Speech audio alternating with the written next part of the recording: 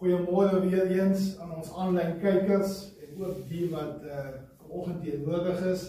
Ons is besig met die sleutel van geloof, ons laaste sleutel wat ons gaan behandel hierdie jaar oor die koninkryk sleutels. Ek sê altyd vir julle, dit is soos 'n seepie wat jy kyk. As jy binnelanders kyk of jy kyk suidooster, jy mis nie 'n episode nie. En so is dit veronderstel te wees as daar 'n reeks hanteer word. Jy moet nie 'n episode mis nie. Want op die einde van die dag kom alles saam in een. En as jy gaan sit en deur jou notas werk, sal jy sien hoe alles in een loop om uit te kom op die einde waar jy is vandag. Ek het vir julle goeie nuus vanmôre. Julle hoor wat is die goeie nuus? Ek wil vir julle goeie nuus gee vanmôre. Weet julle wat? Julle lewe. Yes, julle lewe. Ons het hier gesit in dieselfde gemeente laas jaar hierdie tyd. En baie het dit nie gemaak tot vandag toe. Kyk vanoggend, hoeveel is nie hier nie. As gevolg van 'n siekte wat oor hulle kom. Of die vyand se werke wat oor hulle kom. Hoe baie mense is vanoggend nie bevoorreg om te kon wakker word. Hoe baie mense lê vanoggend in 'n hospitaalbed op 'n masjien met 'n ventilator. Hy kan nie uitstap om vrylik asem te haal. En jy lewe. Dis die goeie nuus vanoggend. En al is tye moeilik. Ons almal gaan deur moeilike tye. Al is tye onseker. Ons almal gaan deur onsekere tye. Maar my boodskap vir jou is vanmôre, wees geanker vas aan Jesus. Wees vanmôre, wees in die jaar wat kom, vas geanker aan Jesus. Ons was besig met 'n paar sleutels. Ons het gedoen liefde, ons het gedoen jou doel, ons het gedoen bekering, ons het gedoen gehoorsaamheid, ons het gedoen gebed en vas. En ons het die laaste sleutel gedoen, die woord. Nou, daar was nogal 'n moeilike storie, want ons het gekyk na satanistiese stellings in vergelyking met Christelike stellings. Maar kom ons hardloop gou vinnig deur die sleutels. Die liefde is die sleutel tot 'n hartsverandering. Matteus 22 vers 36 sê, ons moet ons Here ons God lief hê met ons hele Amen, julle het geluister. Dan ons kyk na jou doel en die gesag wat jy het, dis die sleutel om jou roeping te volbring. Ons het gekyk na Lukas 10:19. Wie kan vir my sê, wat sê Lukas 10:19? Ek het die mag en die gesag om op slange en skorpioene te klap. Die woord van God lieg nie. Hy sê vir jou wat jy het. Dan het ons gekyk na die bekering, Handelinge 2:38. Ons het gekyk na wat dit is om te bekeer, om te bely, wat dit is om gedoop te word en die belangrikheid van die doop. Ons het gekyk na gehoorsaamheid in Lukas 5 het ons gehanteer die storie waar Simeon met die boot was en wat gebeur as jy iets vir Jesus gee, wat kry jy terug? Jy kry altyd meer terug as wat jy gee. En dan die laaste sleutel het ons gekyk na die woord waar ons bietjie gekyk het na Christelike stellings en ons het gekyk na satanistiese stellings en ons het gekyk wie se woord volg jy? Kan julle dit onthou? Ja. Wie se woord volg jy? So, gedurende hierdie reeks het ek heeltyd gehamer op 3 dinge.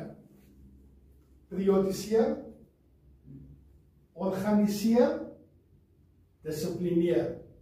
So, hoekom het ek op hierdie 3 dinge gehamer? Ek het gehamer op dit want ons gaan nou die jaar afsluit met 2025 en ons gaan in 2026. Maar vir ons om in 2026 te kan ingaan, moet jy 'n visie hê. Jy moet 'n plan hê. Jy kan nie net sê, dis nog 'n jaar nie. Jy moet kan sê, ek het 'n visie. En ek gaan in 2026, gaan ek vir my 'n lys maak van dinge wat belangrik is. Vir my as Johan. Dan gaan ek dit vat, dan gaan ek organiseer van wat is die belangrikste en wat is die minder belangrikste. En dan moet ek myself elke dag dissiplineer om dit vol te hou. As jy vir jouself sê, ek gaan elke dag 5 uur opstaan, van 5 tot 6 is my gebedstyd, my tyd met die Here, tussen 5 en 6, dan moet ek myself dissiplineer. Ek moet 'n wekker stel, en ek moet seker maak, ek hou dit vol. Jy kan dit nie doen vir 'n week nie, jy kan dit nie doen vir 2 weke nie, jy moet dit volhou. Dit moet 'n leefstyl raak. So in die vorige sleutel het ons geleer, dat die woord van God 'n tweesnydende swaard is, wat diep tot binne in die mark sny. En ons moes 'n keuse maak, of ons moes besluit, aan wie se kant van die woord is ons. Wie se woord volg ons regtig? Ons sê, ons volg God se woord. Maar volg ons regtig God se woord? So elkeen moes huis toe gaan en vir homself die vraag vra, wie se woord volg ek? En ek hoop julle het elkeen 'n antwoord gekry. So die volgende sleutel wat ons nou gaan behandel is dan die een van geloof. Maar voor ons soontoe gaan, kom ons gaan kyk na Psalm 121. Vir die van jou wie julle Bybels het, maak dit oop. Ek gaan dit net vinnig lees. Psalm 121 sê, ek slaan my oë op na die berge, waar sal my hulp vandaan kom? My hulp kom van die Here wat die hemel en aarde gemaak het. Kerk, hoor volgende hierdie verklaring. Want jou hulp kom van die Here. Die hulp kom nie van die sielkundige wat jou huwelik gaan herstel nie. Jou hulp kom nie van die bankbestuurder af as jou geld klaar is nie. Jou hulp kom nie van jou baas van die werk af nie. Jou hulp kom van die Here wat die hemel en aarde geskaap het.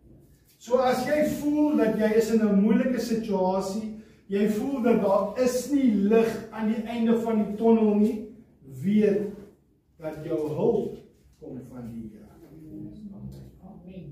Ons verklaar vanoggend net weer opnuut, laat my krag kom van God, Abba Vader. Ek kyk 'n video van iemand wat nogal hierdie Abba Vader vir my so mooi uiteengesit het. Ek dink jy het hom ook gekry, Leon. Het jy hom gekry? Van Abba Vader. Wat is Abba? Wat het jy gedoen toe jy klein was? Het ek jou gedra? Jy het gekom en jy op my rug geklim, jou hande was hier om my nek, jou voete was hier om my maag, en ek het geloop en ek het jou geabba. En as ons sê Abba Vader, beteken dit, jy moet aan jou vader vasklim. Jy moet op sy rug klim, en jy moet jou arms om sy nek gooi. Jy moet jou voete om sy maag gooi, en sê, Abba, Vader, ek maak vanmôre op u staat. Ek tap vanmôre uit u uit. En jy weet, as jy so vas is aan God, kan jy nie verlore raak. Jy kan nie verlore raak. So, onthou daai gedagte van Abba. Onthou jy het mekaar geabba as kinders. Onthou net, as jy ooit weer uitroep, Abba Vader. Nou, vanoggend se woord mag dalk eenvoudig wees. Want dis geloof. Ons praat altyd oor geloof. So dit eenvoudig woord. Maar partykeer moet ons net weer besef, kom ons gaan terug na die basies toe. Weet, ons almal wil teoloog wees. Ons wil die woord bestudeer en ons wil alles verstaan. Maar ons die basiese ding van geloof, daai principle of faith, we don't have. So die woord is dalk vir iemand vanoggend hier. Iemand sit vanmôre hier en sê ek het vanmôre nodig om hierdie te hoor. So as dit nie vir jou van toepassing is nie, luister maar. Maar daar's wel iemand wat vanmôre 'n afspraak het met die Here vir wie hierdie woord vanoggend voorberei is. So Kerstyd het aangebreek en dis daai tyd van die jaar waar pastore mekaar vernietig. Nou het julle gedink, nee man, hierdie ou gaan nou praat van Kersfees en allerlei goedes. Dis juis waar ons praat. Want pastore is nou in hierdie tyd van die jaar, is die seisoen waar hulle mekaar sleg sê en sê, ek vier Kersfees, ek vier nie Kersfees. Kersfees is heidens, Kersfees is nie heidens. persente is heidens. Dis nie heidens. Elkeen het sy eie persepsie en sy eie gevoel oor wat Kersfees is en hoe dit gevier word. Maar vir ons as die kerk van Christus moet dit gaan oor die geboorte van 'n verlosser. Dis waaroor dit vir ons moet gaan. Dit moet gaan oor die liefde wat God vir ons het. Dat ek dit so stel. Dit moet nie vir ons gaan oor persente en liggies en alles nie. Dit is mooi en ons geniet dit. Want dit is tradisie. Maar as ons in God gewortel is, in Christus gewortel is, moet dit vir ons gaan oor die verlosser wat gebore is op daai kruis. So baie mense dit nie gemaak of gaan dit maak om hierdie jaar as 'n Kersfees te sien. Baie mense is oorlede. Baie mense is siek. Baie mense het hulle eie dinge waarmee hulle struikel. Hulle eie probleme. Bella sê nou vir my, papa, as jy moet doodgaan nou voor Kersfees, dan wil ek nooit weer Kersfees vier nie. Want dit is 'n hartseer tyd. So hoeveel mense het 'n geliefde verloor op Kersfees? Hoeveel mense het iemand verloor wat Kersfees gevier het? En jy weet, as jy van Kersfees gepraat het, dan het jy gepraat van Tannie Elsa. Tannie Elsa was die Kersboom, Tannie Elsa was die liggies, Tannie Elsa was die Kersete. Ek maak dit 'n voorbeeld. Tannie Elsa was Kersfees. So elke jaar as Kersfees kom, dan dink jy aan Tannie Elsa. En dis Kersfees. Die skaapboude is klaar gekoop, ouens. Né? Die skaapboude is klaar gekoop in die meeste huise. Die liggies is op. Die idees is daar vir die Kerstafel. Dis daar. In 80% van huishoudings is daar. Almal is voorberei, gereed vir die feeste. Het jy 'n waarborg dat jy wel op Kersdag om daai tafel gaan sit? Geen waarborg nie. Maar dis tog wat geloof is. Is dit nie? Geloof is die vaste vertroue op dit wat jy hoop. Jy hoop dat jy daar gaan wees Kersfees. Het jy dit gesien? Nee. Het jy dit ervaar? Nee. Maar het jy hoop? Ja. As kerk beplan ons volgende jaar groot. In jou lewe beplan jy ook seker. Jy beplan dalk om volgende jaar te gaan verder studeer. Op jou ouderdom is dit nie onmoontlik. Hoekom is nooit te oud te leer? Jy beplan dalk volgende jaar 'n disippelskursus. Want jy wil jouself geestelik versterk. As kerk beplan ons volgende jaar 'n tent uitbring. Het ons die grond? Nee. Het ons die tent? Nee. Het ons die klank? Nee. Het ons die finansies? Nee. Maar ons het 'n vaste vertroue. Ons het 'n vaste vertroue dat as dit God se wil is, hy sal voorsien. Amen. Het ons dit gesien, ouens? Nee. Maar gaan ons dit sien? Ja. Hoekom? Want ons het die vaste vertroue. Ons het die hoop op dit. Maar soms kom 'n siekte oor ons. En dan voel dit asof God van ons vergeet. Ons bid, ons vra vir genesing, ons sien dit net. Persoon word gediagnoseer met kanker, hy gaan en ek dink altyd aan hierdie oom. Hy was nie by ons kerk. Hy was deel van 'n ander kerk. Maar hy het hier toe gekom 1 jaar toe sê vir ons kom bid vir my ouens. Kan julle vir my bid? Hy het pankreaskanker gehad. En ons bid vir hom. Ons spreek die naam van Jesus oor hom. Hy raak beter. Sien hom seker vir so jare nie. En ons kry hom weer by die Dollosfees en kom gesels daar met ons. Dan sê vir ons, weet jy, my kanker is weer terug. Kom kerk toe. Kom ons bid so nou vir jou. Ons bid net daar vir ons, kom na kerk toe. Ons gaan vir jou weer bid. Hy kom die maandag aan saam met ons bidgroep toe en ons almal vat hom vas en ons bid vir hom. Hy gaan die volgende week terug dokter, die dokter sê, skoon. Kanker is weg. Hy sê is onmoontlik. Hy sê is onmoontlik. Dit kan nie wees nie. Ek het kanker gehad. Dit kan nie wees nie. Hy het nie geglo dat God hom genees het. Hy is dood, en hy sal kan. Sy toets het gewys, die dokter sê, ek verstaan nie. Jy is genees. Die kanker wys niks, daar's niks meer nie. Maar hy kon dit nie vat, glo nie. Want in sy gedagtes was, kanker is 'n ding wat doodmaak. En dit kan nie weggaan nie. Want die wêreld sê, dit is ongeneesbaar. Die wêreld sê, jy kan nie kanker genees nie. Jy kan gaan vir chemo en dan kan jy regkom, maar het gaan weer terugkom. Dis wat die wêreld vir jou sê. Maar God genees jou.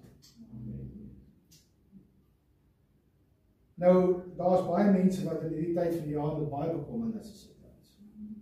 Baie wonder, hoe gaan hulle daai Kersete kan bekostig in die jaar.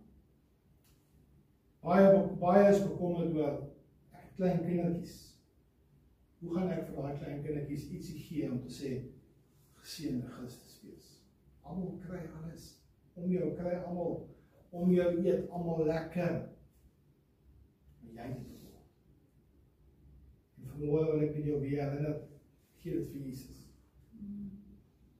Sien jy dit? Nee. Gaan jy dit sien? Ja, want jy het die hoop. Jy het die vaste vertroue op Christus Jesus om te sê, ek weet, al het ek nie die geld in my sak nie, weet ek, my God gaan gee. Jy sien, 'n ding wat my baie verbaas, is dat ons mense, ons leefstyle, is eintlik maar 'n leefstyl van geloof. Sê my saam met. Toe ek vanoggend hierdie kerk oopsluit, het ek 'n sleutel gehad. Ek het nie geweet of die sleutel die deur gaan oopsluit. Maar ek het vertrou dat Saamtjie vir my die regte sleutel gegee het om die deur oop te sluit.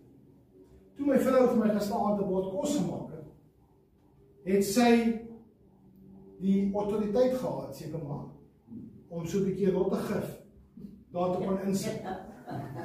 Prys die Here, sy het nie, maar sy kan.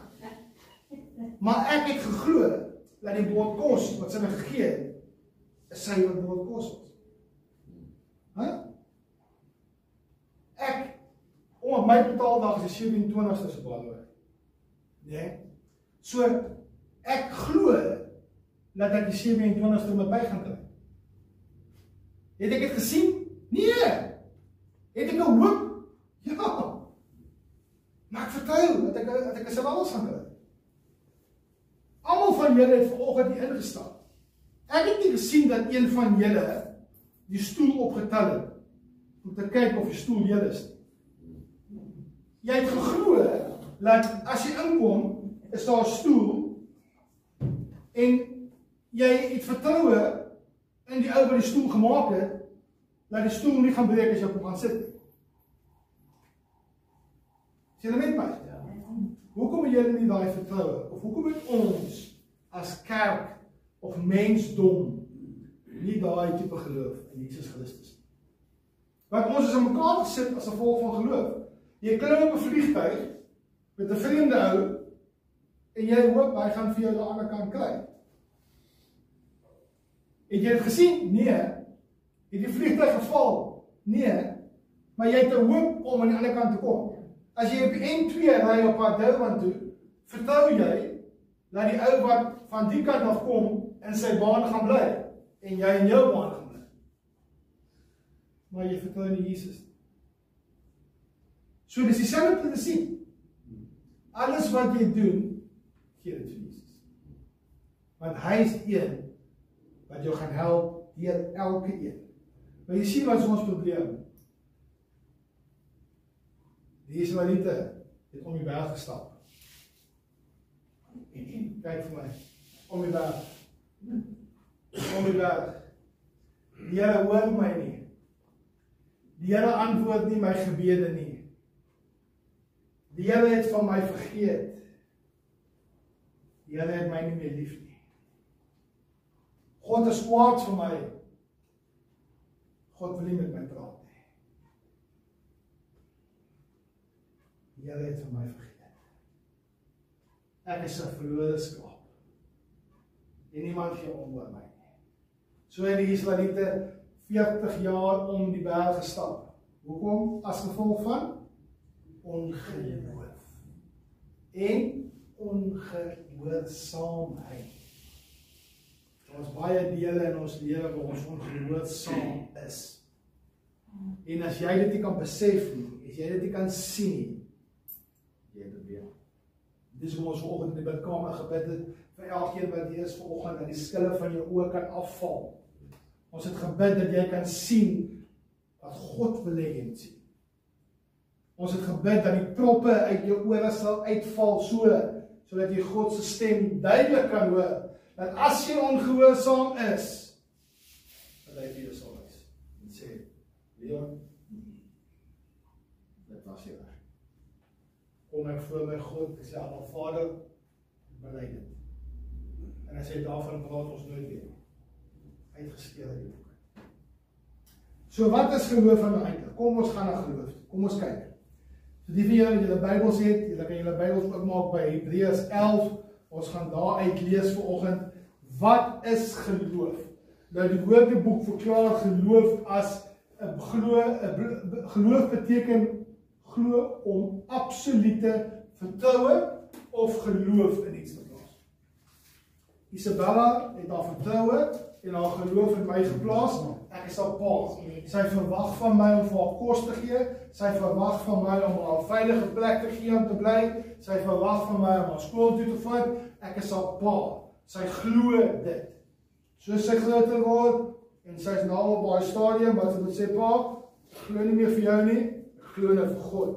Ek hou nou aan Jesus vas. Dis die hele ding. So kom ons gaan lees gesaam. Hebreërs 11 vanaf vers 1. Nou dit is wat geloof is. Geloof is dan 'n vaste vertroue op die dinge wat ons hoop, 'n bewys van die dinge wat ons nie sien. Nou dit verstaan ons. Almal verstaan dit. Dit is dan 'n vaste vertroue op dinge wat ons hoop en 'n bewys van die dinge wat ons nie sien nie. Want daardeur het die mense van die ou tyd getuienis ontvang. Deur die geloof verstaan ons dat die wêreld deur die woord van God toeberei is, sodat die dinge wat gesien word nie ontstaan het uit sienlike dinge nie. Deur die geloof het Abel 'n beter offer aan God gebring as Kain, waardeur hy sy getuienis ontvang het dat hy regverdig was. Omdat God oor sy gawes getuienis gegee het, is en deur dieselfde geloof spreek hy nog nadat hy dood is. Deur die geloof is hy nog weggeneem om die dood nie te sien nie. En hy is nie gevind nie, omdat God hom weggeneem het. Want voor sy wegneming het hy getuienis ontvang dat hy God behaag het. En dan ons teksvers vanmôre, nommer 6 is, en sonder geloof is dit onmoontlik om God te behaag. Want hy wat tot God gaan, moet glo dat hy is en 'n beloner is van die wat hom soek. As jy nie vanoggend glo in God nie, jy nie geloof nie. Glo julle vanoggend in hierdie woord? Elkeen glo. So ons glo dat Jesus Christus vir ons aan die kruis gesterf het. Ons glo dat Jesus Christus uit die dood uit opgewek is. Ons glo dat Jesus vir ons sê, jy wat vandag hier sit, wat my aangeneem het, jy gaan ook opstaan. Jy glo dat die Rooi See oopgekloof was. Dit is onmoontlik. Die woord van God sê so. Jy glo dat Sadrag, Mesach en Abednego in 'n vuuroond gegooi was en die hitte opgestel was vir hulle en dat daar 'n vierde man in die vuuroond saam met hulle was. Dis onmoontlik. Hoe kan hulle daar uitkom?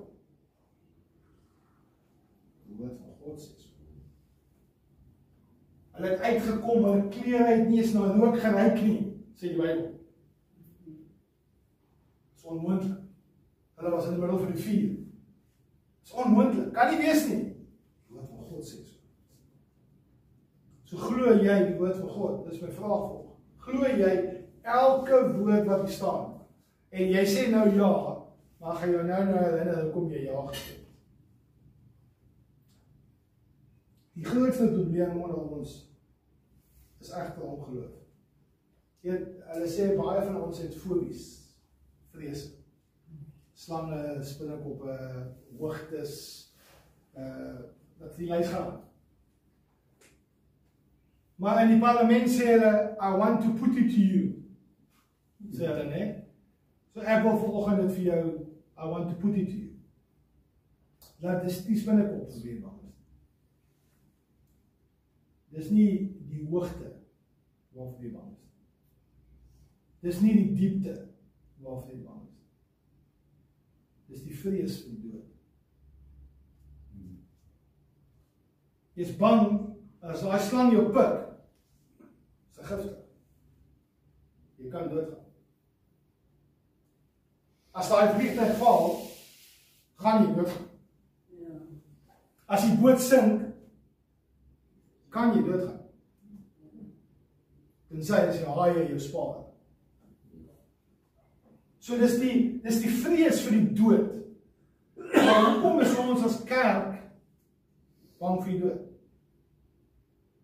Ons is nie veronderstel om bang te wees vir die dood. Ons is veronderstel om opgewonde te wees. En ek dink altyd aan Marina. En ek mag sy luister vandag. Dat sy sê, kan julle asseblief ophou om vir my te bid? Want julle bid en dan word ek gesond. Ek wil nie gesond word nie, ek wil huis toe. Ek wil hemel toe. Ek wil nie bly meer nie. Hou op vir my bid. Dit is hoe ons moet wees, ouens. Of het sê, al staar ek 'n dal van doodskade met, gaan ek nie vrees. Want ek verloor niks. Ek wen. Ek wen. Ek gaan na my Vader toe.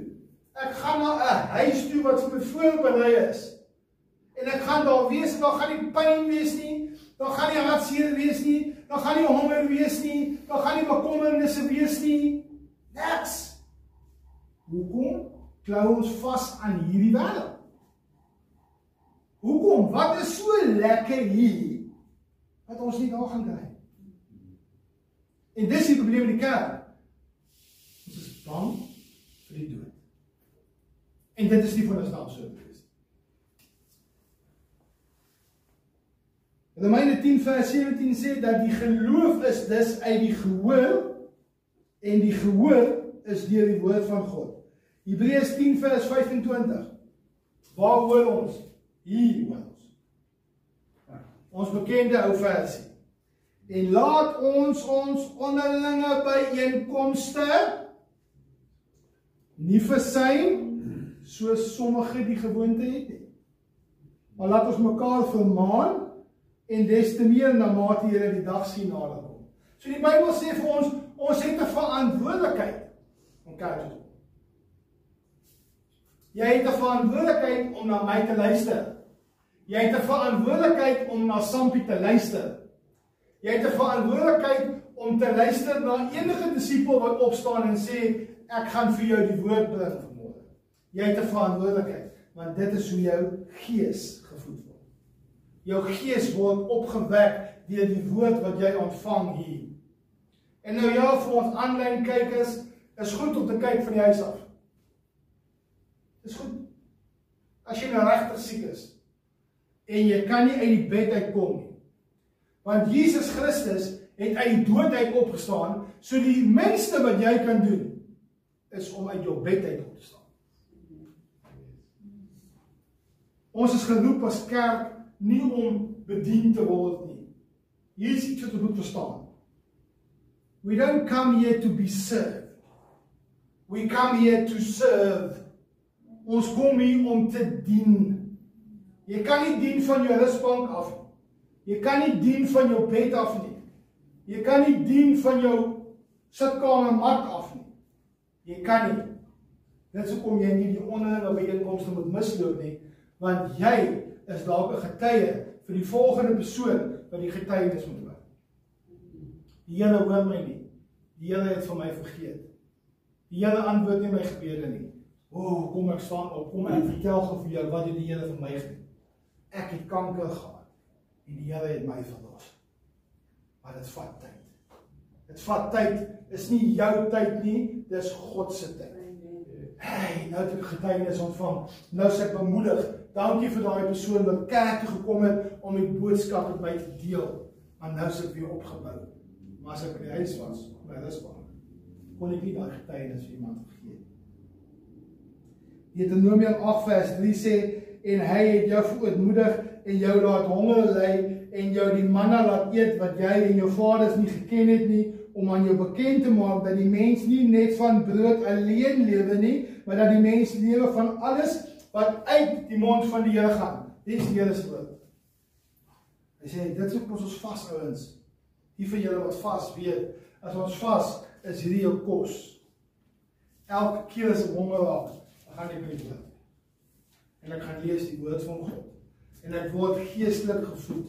Is my maag nog honger? Ja, hy is nog honger. Maar ek is geestelik gevoed. En hierdie laat jou vergeet van jou wêreldse honger, want jy is besig met 'n ander aksie. Jy is besig met geestelike voeding. Die Bybel gee vir ons 5476 beloftes. Kan ek dit weer sê?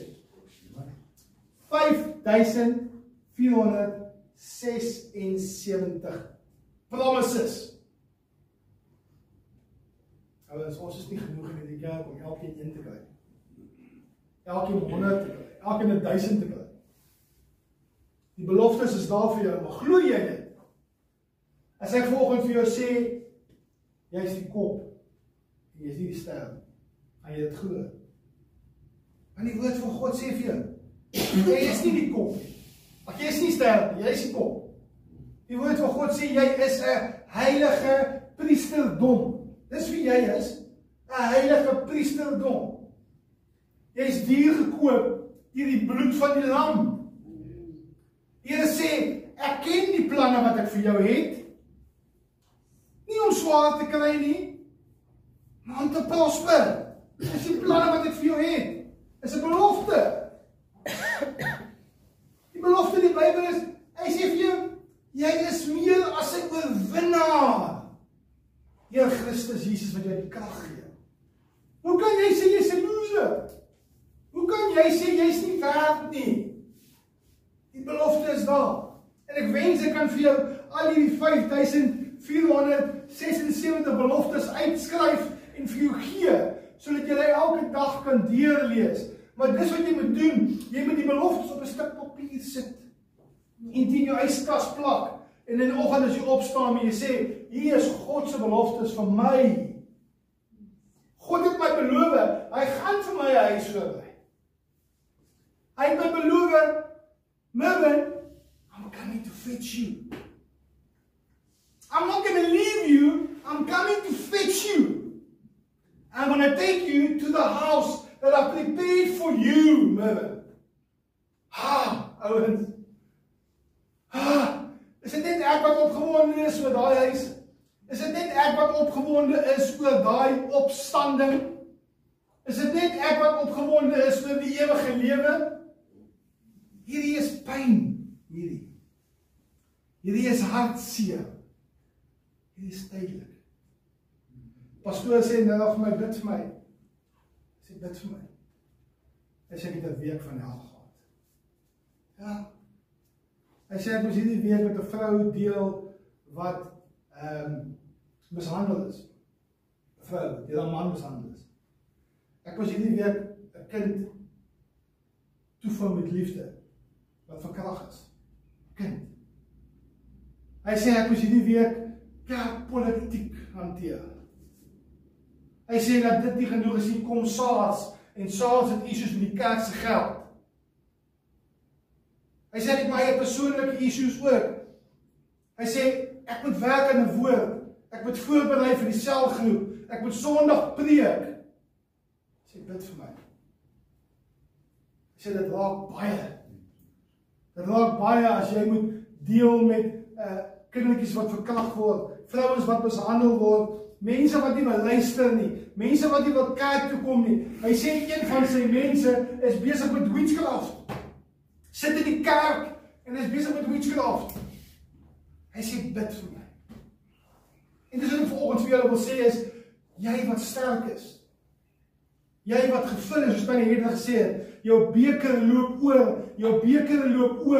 gee 'n bietjie vir daai ou. Tannie Hedda se beker loop oor, gee 'n bietjie vir Christus, Tannie Hedda. En gaan huis toe en vul weer op. Tannie Kalla, gee vir Tannie Elsa 'n bietjie. Gaan huis toe en vul weer op. Daar's baie mense wat in die kerk sit wat dit nou nodig het. Hierdie tyd van die jaar is 'n moeilike tyd van die jaar. Mense is hartseer, mense is depressief. Mense is onseker. Jy hoor van maatskappye wat toemaak. Nou, November, Desember maand maak hulle toe, voordat hulle jou 'n bonus moet gee. Jy hoor mense wat nie eens bonus kry nie. Hulle het gebaken op daai bonus en nou, hier kom Desember en nou het ek nie meer bonus nie, nou wat nou? Ja, voorsien. Jakobus 2 vers 26 sê, want soos die liggaam sonder die gees dood is, so is ook die geloof sonder werke dood. Jy kan niks doen om jou salvation te secure nie. Maar daar word van jou verwag om te glo. Dit beteken jy moet 'n aksie neem en sê, Here, ek het nie 'n skaapbout nie. Maar Here, ek gaan dit nie vertel. Ek gaan nie bank toe en geld leen by die bank om 'n skaapbout te koop nie, Here, ek gaan op U vertrou. En jy sal sien, dalk nie die 20ste nie, dalk nie die 21ste nie, dalk nie die 22ste nie, maar net dalk die 24ste sal jy 'n verrassing kry van 'n skaapbout. Maar jy moet iets doen. Jy moet kan sê, Here, ek vertrou U. Ek het nie die finansies nie, Here, ek vertrou U. Ek is nie gesond nie, Here, maar ek vertrou U. My broer is nie gesond nie, Here, maar ek vertrou U. Efesiërs 6 vers 11, dit is wat ek julle gesê het gister, trek die volle wapenrusting aan. Trek die volle wapenrusting aan, veral in die tyd, want dis die tyd waar ons lekker rustig raak. Dis die tyd waar ons so 'n bietjie die baadjie afgooi en die helm afhaal. Nee, ons raak ons nou gemaklik. Hou die wapenrusting aan. Efesiërs 6 vers 16 sê, behalwe dit alles, neem die skild van die geloof op, waarmee julle hierdie vuurige pyle van die vyand kan uitblus. Dis die belangrikheid van hierdie uniformpie aan het. Jou wapenrusting. Want dis nou waar die vyand gekom en kom vernietig. Ek hou so baie van die storie van Petrus. Jesus sê vir hom, kom, loop na my toe. Hy sê, Here, is U. Dis dan my eie liggaam. Here, is dit U? Jesus sê, ja.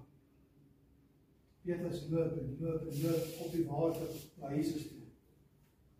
En toe haal hy sy oë van Jesus af. Moet toe sin kry. Moet van Jesus se hande en darm. Dis dieselfde met ons ouens. Ons kyk na ons probleme. Ons kyk na ons tekortkominge. Ons kyk na ons siekte. Maar ons is nie gefokus op Jesus nie. Thomas, wie van julle onthou vir Thomas?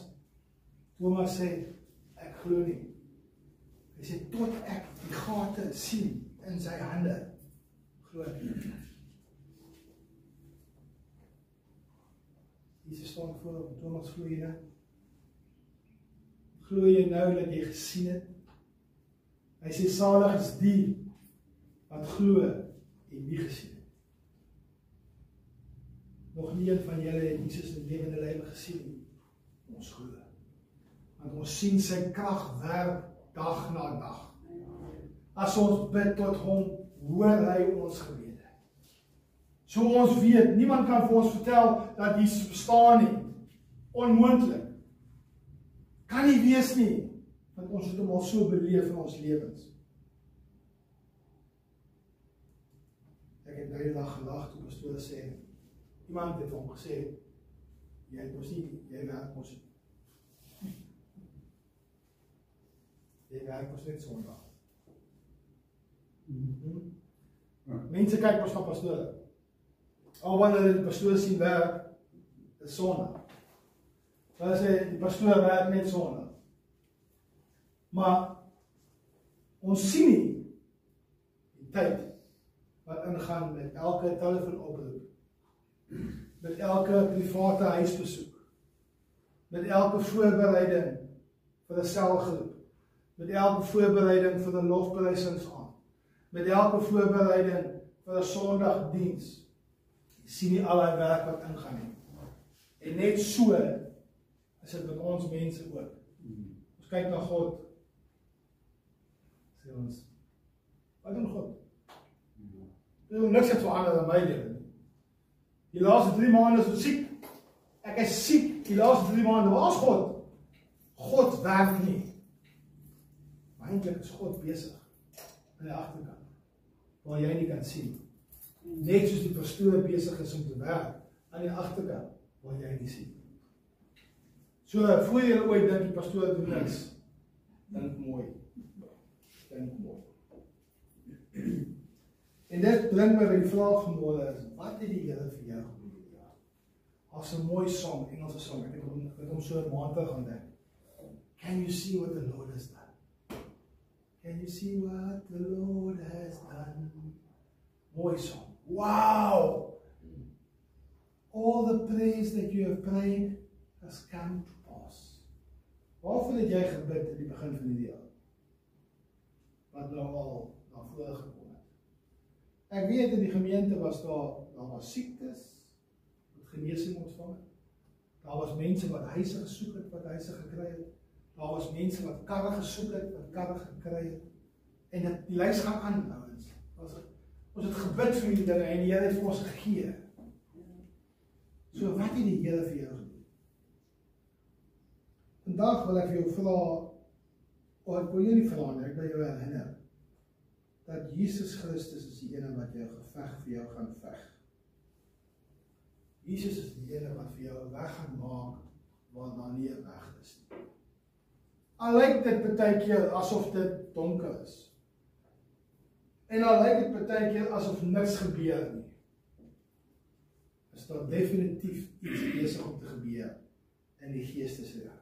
Onthou een ding, God se tyd is nie ons tyd nie. Sy tyd is perfek. Perfek. Jy sal dalk maar geld kry vir die skaalbout op 'n sekere datum. Hoekom? Want dis die dag wanneer die lam special gaan. En dan gaan jy verstom staan. Almal het betaal R190 per kilo. Ek kry vir R99. 99 rand. Met God is alles moontlik. R99 per kilo. Hoekom nie? 99 cents. 99. Sit vandag jy vertroue in die Here. Moses sê in Exodus 3, dink ek, sê, Here, ek gaan nie 'n tree vat vir U nie saam met my. En ons moet so wees, Here, waar is U? Here, ek ervaar U nie langs my. Ek ervaar U nie by my nie, Here. Ek gaan net hier staan. Here, waar is U? U sê my seun, kom. Ek stap saam met die Here. Ek hoor die stem, Here. Want ek ken die stem van die Herder. Here, ek volg U. En ek volg U. En ek weet, is veilig. Ek weet ek is veilig, Here, want ek is by U. Markus 14 vers 38 sê, julle moet waak en bid, sodat julle nie in die versoeking kom. Hy sê die vlees, die gees is gewillig, maar die vlees is swak. Soos daai borreltjie se knop, so nekkie so breek. Jesus, ek gaan vandag so 2 happies vat. Want ek self beheersing, nou nie na die derde happie. Sê die Engel vir nee man, wat nog enetjie? Wat nog enetjie man, nog 'n enetjie. En dan die 4de een word 'n 5de, die 5de een word 'n 6de, en dan begin die kop draai, en nou doen ons sonde. En die Bybel praat van 'n dronkaard. Kop begin draai nou. Nou die selfbeheersing verloor. Jy sien, die vlees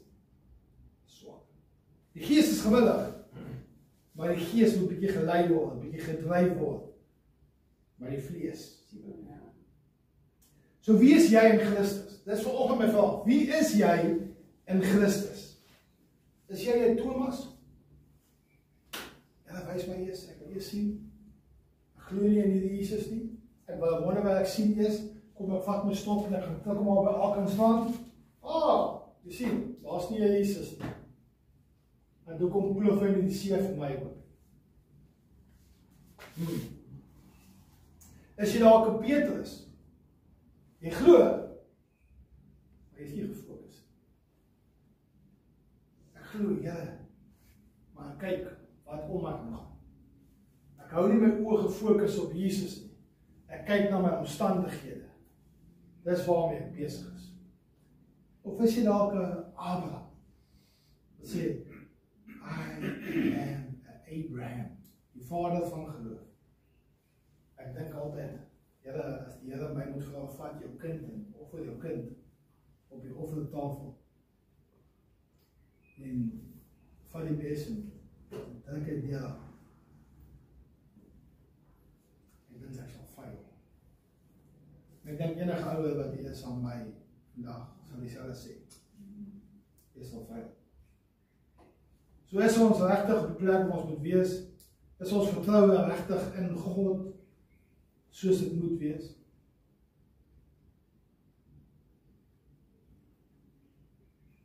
Markus 9:23 sê, en Jesus sê vir hom, wat dit betref, as jy kan glo, is alle dinge moontlik. So alle dinge is moontlik vir die een wat glo. Dis 'n belofte. Leon Adel, dis 'n belofte. Ek vra vir die Here, genees my kind. Ek sal vir jou gee wat jou hart begeer is. As jy net vra. Markus 11:22, julle moet geloof in God hê. Maar geloof kom saam met gesag. Want jy kan nie 'n duiwel uitdryf as jy nie die gesag op die autoriteit het. Jy moet die geloof hê vir dit, maar saam met dit kort jy ook die gesag en die autoriteit. Nou, ek sê gesag en autoriteit, nie arrogansie. Daar's 'n fyn lyn tussen ek is arrogant en ek het die autoriteit van Christus. Nou, daar's twee tipes gesag. Ons kyk na die wêreldse gesag en na die geestelike gesag. Nou die wêreldse gesag is iets wat die farao misbruik het om mense in slawerny te hou. Dis die ek manipuleer jou. Dis my wil. Jy sal doen wat ek vir jou sê. Dis daai micromanagement in jou lewe waar jy die taal wil slaan omdat jy in beheer wil wees. Dis wêreldse gesag. So dis nie 'n gesag wat ons wil hê nie, want dit is 'n wêreldse gesag. Dit is 'n vleeslike gesag. Ons soek 'n geestelike gesag wat jou autoriteit gee oor liefde. Ons het gelees in Matteus 22 dat jy die Here jou God moet lief hê met jou hele hart, met jou hele siel en jou hele verstand. Jy moet die Here jou God lief hê. Dit is geestelike autoriteit. Om te kan sê dat jy die geloof, in Matteus 17 praat hy van die mosterdsaad. Ons het gepraat van daai saadjie. Ek het daai klein saadjie van geloof. Here, ek het dit. Geloof. Matteus 28 sê, en Jesus het nader gekom en met hulle gespreek en gesê, aan my is gegee al die mag in die hemel en so ook op die aarde. So Jesus het al die mag en hy het al die gesag en hy kan dit gee vir wie ook al hy dit wil gee. Lukas 9 vers 1 sê, Jesus het die 12 in mekaar geroep en aan hulle die mag en gesag gegee om duiwels uit te dryf en siekes te genees. Die 12 is nie spesialer as jy nie. Die 12 is daar nie 'n wit broodjie en jy is 'n bruin broodjie. Jy is dieselfde. As God saam met Sadrag, Mesach en Abednego in die vuuroond sal wees, sal hy saam met jou ook in die vuurwind wees. Sadrag, Mesach en Abednego is nie beter as jy nie. Jy is nie minder as Daniel nie. Toe Daniel in die leeukuil was, is sy bek vasgebind, want Jesus was by hom. God was by hom. Hoekom sal hy nie by jou wees? Daar is nie wat broodjies nie. Dieselfde belofte wat hulle gekry het, is die belofte vir jou. Maar jy moet dit kan vat, jy kan sê, dis myne. Ek kan nie vir jou sê, dat jy is 'n heilige priesterdom nie. As jy dit nie wil vat nie, gaan jy dit nie vat nie. Jy gaan dit nie glo nie. Maar as jy sê, ja, want die woord van God sê, ek is 'n heilige priesterdom, ek vat dit, ek maak dit my eie. Ek is 'n koninklike amptenaar. Ek vat dit en maak dit myne. Hoekom? Want my pa is die koning. My pa is die koning. Jy moet dit kan besef. Maar ons sien mekaar in die wêreldse riem. Ons sien nie mekaar in die geestesriem nie. Jesus het al die mag op hemel en aarde. Johannes 1 vers 12 sê, maar almal wat hom aangeneem het, almal wat hom aangeneem het. Wie het Jesus aangeneem? As sy saligmaker en verlosser. Almal hier. Almal wat hom aangeneem het, aan hulle het hy die mag gegee om kinders van God te word. Aan hulle wat in sy naam glo. Glo jy in die naam van Jesus? Ek glo. Ek glo, Here. As jy vir Jesus aangeneem het as jou persoonlike saligmaker en verlosser, dan is jy 'n kind van God. God is die koning en jy het koningskap. Jy's 'n prins. Dink jy iemand gaan na Prins William toe stap en vir hom 'n klap gee? Niemand. Want Prins William het die autoriteit en die gesag, want hy's 'n koninklike. Jy het nou wel nie 'n konvooi met 20 karre wat jou rondry nie, maar jy het die autoriteit en die gesag, want jy is 'n koninklike. En ek wil hê julle moet hierdie onthou, want hierdie is belangrik. Want as ons kyk na wat gebeur het op die Kersfees gebeur, Christusfees, dat daar 'n verlosser gebore is. 'n babietjie gekom om jou plek in. Om die sonde van die wêreld op hom te vat. Om verneder te word. Om vernietig te word. Sodat jy vandag hier kan sit en kan vry wees.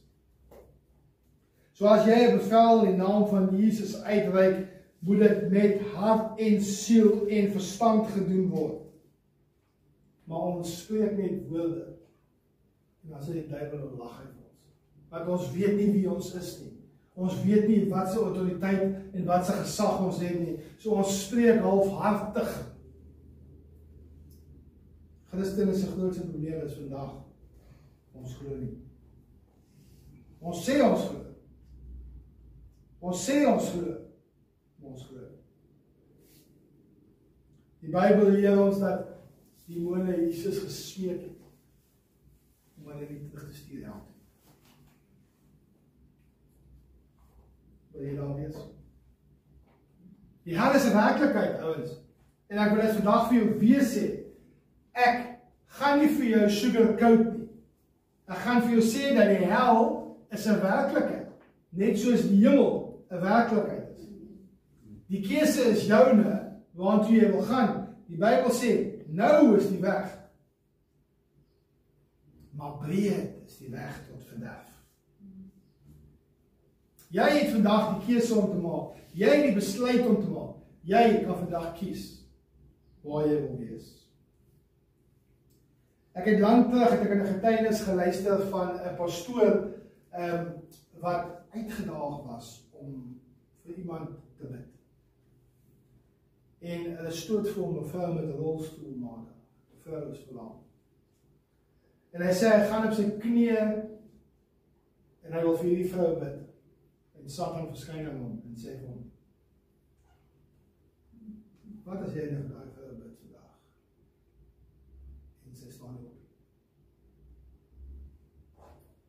Hy sê dadelik, sê hy, wat gebeur as ek vandag maar bid en as ek opstaan? Hy sê, en Satan het hom weggeroep, hy kan verlaat. Hy sê, hy het vrou gebid, sy het opgestaan. Jy sien, dit is wat die vyand wil doen. Hy wil jou bietjie afbreek. Onthou, hy speel hierdie game al baie lang. 2000 jaar plus. Hy het genoeg tyd gehad om te oefen, hy het genoeg tyd gehad om te sien wat werk en wat nie werk nie. He's been doing it for a lifetime. So dis al wat hy met jou wil doen, hy wil net daai bietjie twyfel saai. Elke keer, elke aksie wat jy neem, wil hy 'n bietjie twyfel saai. En weer 'n bietjie twyfel saai. En weer 'n bietjie twyfel saai. En as jy weer kyk, as jy heeltemal afvallig van die geloof. Sit met depressie vasgevang. Hoekom? Want God hoor my nie. Want die duiwel het al die goedjies in jou kop geplant. Jy moet sê, luister daar. Kyk wat sê hulle van jou daar. Kyk hoe hanteer hulle jou hier. Kyk hoe gedra hulle self as jy daar kom. Kyk hoe hou hulle oppraat as jy daar kom. Al die goedjies in jou kop. En as jy weer kyk, as jy in die kerk. En die kerk beskerm my. Die kerk het my seer gemaak. Maar al die goedjies geplant is in jou kop. Ek vat saam en ek sluit af. Soos ons nou die ou jaar afsluit en die nuwe jaar betree, bid ek vir elkeen van julle vir 'n dubbele porsie geloof. Vir 2026. Ek bid dat julle elkeen daai dubbele porsie sal ontvang en dat julle sal beweeg waar God wil hê julle moet beweeg. Maar nou, jy kan nie dit doen. Jy kan die dubbele porsie geloof ontvang. Maar het gaan nie tot werking kom as jy nie 'n gebalanseerde leefstyl het. Jy kan nie bekostig om kerk te mis nie. Jy kan nie. Regtig ouens, tensy as jy dodelik siek is. Jy kan nie bekostig om kerk te mis nie. Jy kan nie bekostig om nie te bid. Jy kan nie bekostig om nie tyd in jou woord te spandeer. Dit moet vir jou in 2026 'n prioriteit wees om te sê, hierdie jaar gaan ek 'n bietjie dieper gebed. Ek gaan soek vir verhouding met God. Ek wil hê God moet by my wees oral waar ek gaan, wil ek hom by my wees. Ek wil hierdie woord bestudeer, want dit is 'n liefdesbrief wat my God vir my geskryf. Nie vir die kerk nie, hy het dit vir jou geskryf. Ek wil verstaan, die Heilige Gees moet die woord oopbreek vir my. Ek wil elke vers wat ek lees, wil ek verstaan. Ek wil nie die Bybel oopmaak en ek lees gaan en ek weet nie wat dit beteken nie. Heilige Gees, teenwoordig. Bybelstudie ouens, dit is noodsaaklik, jy kan nie sonder dit gaan nie. Maar waar staan jy hierdie jaar met jou geloofsaak? 2025, so jy sê, jy het 'n goeie jaar van geloof gehad. So jy sê dat jy het gedoen wat God van gehad het jy moes gedoen het. Dit was 'n moeilike jaar. Dit was 'n moeilike jaar. Ek dink vir baie fisies en geestelik was dit 'n moeilike jaar. Maar die geveg is nie ons met vyand. Die geveg behoort aan Christus. En solank as ons op ons eie vermoë staat maak, gaan ons so voel. Maar as ons kan besef dat the fight's not mine to fight. The battle is not mine. Doen net uitgehoorsaamheid. Filippense 4 vers 13 sê dat jy is meer as 'n oorwinnaar deur Christus wat jou krag gee. Psalm 91 vers 7, Shannon se favorite vers. Nou sê hy is volgens hier.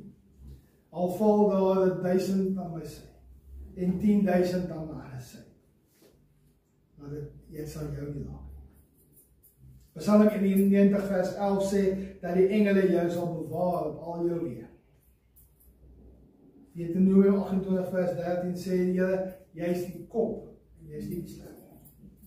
Jy het al hierdie beloftes, al hierdie bevestigings vir jou in die woord. Maar glo jy? dis wat ek jou vanoggend wil vra, as glo jy dit? Glo jy hierdie woord soos dit hier staan? Soos pastoor altyd sê, as jy sekere dele nie glo nie, val dit en skeur dit uit. Want die woord gaan jou aankla. Die woord gaan jou aankla. As God vir ons is, kerk, wie kan teen ons wees? Wie kan teen ons wees as God vir ons is? Onthou, jy moet glo met jou werk. Wat ook al jy bid voor, wat ook al jy wil doen vir die koninkryk van God, die aksie kom van jou af. En dit beteken om te glo. Geloof is die eerste aksie. En dit is die sleutel om God te glo. So om die sleutel wat ons behandel het saam te vat, hulle is soos volg. Liefde is dan die sleutel wat jou hart verander. Dit is 'n hartveranderende sleutel. Jou doel, jou gesag is dan die sleutel wat jou help om jou roeping te volbring. Bekering is die sleutel tot geestelike transformasie en vryheid. Gehoorsaamheid is die sleutel tot seëninge. Gebed en vas is dan die fondasiesleutel om met God te kommunikeer. En dan die gehoorsaamheid aan die woord is die sleutel wat jou geloof aktiveer. En geloof is dan die sleutel wat die beloftes ontsluit.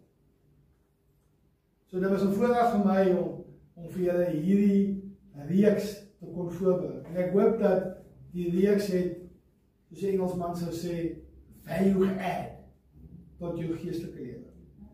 En ek wil hê julle moet dit onthou, want dit is belangrike fasette van jou lewe. Dit is belangrike fasette van geestelike groei. Dit was wel iets wat ons reeds weet, maar omdat ons al die basics vergeet, is dit belangrik om 'n bietjie terug te kom en net te sê, kom ons kom net weer terug na die basics. Volgende jaar, ek weet nie, ons bid nog daaroor, sien wat ons tema volgende jaar is, maar ek voel dat die Here het vir my sterk gewys, verhouding, volgende jaar. So, ons gaan kyk of saam in lyn is met dit, en of ons as gemeente in daai rigting gaan beweeg, maar vir my, ek voel verhouding is sleutel vir volgende jaar. So, kom ons kyk hoe dit gaan, maar ek sluit hierdie reeks af met die volgende. Waag dit om te glo. Waag dit om te bid. Waag dit om te vra, en waag om die onmoontlike van die Here te verwag. Die onmoontlike. Dit wat jy dink, kan nie gebeur. Verwag dit van die Here. Kom ons sluit ons oor.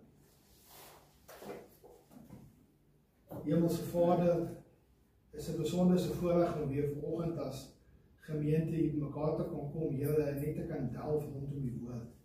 Here, dankie vir hierdie reeks en dankie Here vir elke sleutel wat ons kon behandel. Here, ek bid vanmôre u seën uit oor die woord, soos hierdie woord ook uitgaan, Here, na baie ander mense toe, Here, bid ek dat hierdie woord gedeel sal word, Here, en ek bid dat u verheerlik sal word. Here, ek bid dat u in hierdie nuwe dag, Here, ons geloof bietjie sal beproef, Here. Ek bid, Here, dat u vir elkeen wat hier teenwoordig is vanmôre en elkeen wat luister, Here, 'n dubbele porsie geloof sal gee, Here. Dankie, Here, dat u hierdie gemeente en hierdie bediening sal beskerm, Here. Here, ek bid in 2026, Here, dat daar 'n groei sal wees in hierdie gemeente, Here. 'n Geestelike groei, Here. Ek bid, Here, dat dit nie sal gaan oor nommers nie, Here, maar dat dit sal gaan oor siele vir die koninkryk van God. Here, ek bid u hand oor elke siek liggaam. Here, ek roep uit vandag, Here, vir elke familie wat sit met mishandeling, elke huwelik waar beproewings is, Here. Here, elke huis wat sukkel, Here. Elke huis wat dalk 'n tekort het aan finansies, Here. Ek bid 'n seën uit oor hulle, Here, dat u sal voorsien, Here, ver bo wat hulle kan bid of dink, as hulle net sal glo. Here, ek bid, Here, dat u hierdie gemeente na nuwe hoogtes toe sal vat, Here. Seën ons in die nuwe jaar, soos ons afsluit, Here, bid ek ook, Here, u seën uit oor die wat op vakansie gaan. Wees u saam met hulle, Here, die wat op vakansie is, bring hulle veilig terug. En ek dank U, Here, vir dit wat U gedoen het in 2025. En ek dank U ook, Here, vir dit wat gaan gebeur in 2026. In Jesus naam.